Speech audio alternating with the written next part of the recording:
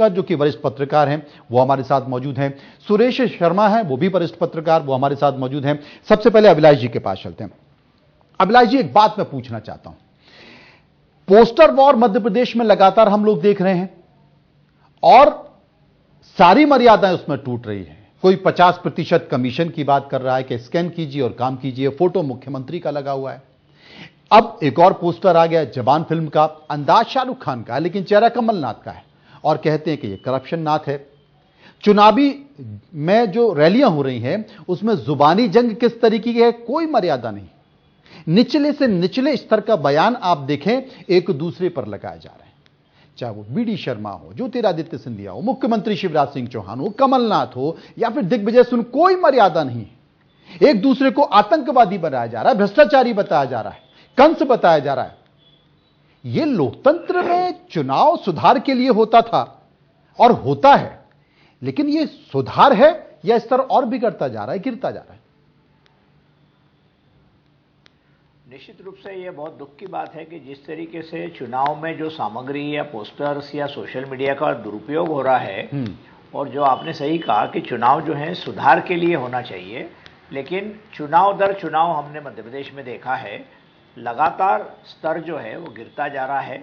आपने ये भी देखा होगा कि चुनाव ही नहीं, विधानसभा में जब सेशंस होते हैं, सत्र होते हैं, उसमें भी जो बातचीत होती है उसमें भी मुद्दे गायब होते हैं। जनता के लिए जो काम करना है वो सब शोर शराबे में डूब जाता है और आरोप प्रत्यारोपों के दौर में विधानसभा के सेशन खत्म हो जाते हैं। लेकिन हम लौटते हैं चुनावों के बारे में, तो आपको याद होगा कि 2003 में भारतीय जनता पार्टी ने मिस्टर बंटाढार करके दिग्विजय सिंह को सबसे पहले जिसको कहते हैं अपमानित करने की कोशिश की थी, और ये बताने की कोशिश की थी कि उनके 10 साल का जो उनका जो राज था उसमें उन्होंने पूरे प्रदेश का बंटाढार कर दिया। उस समय लोगों की सेंसिटिविटीज इतनी ज़्यादा उससे हलचल नहीं मिली थी, लेकिन भारतीय जनता पार्टी ने पुस्तिकाएं निकाली, उसमें मिस्टर बंटाढार, और आज भी 20 वर्ष बाद भी मिस्टर बंटाढार का जिक्र अक्सर चुनावी सभाओं में होता है।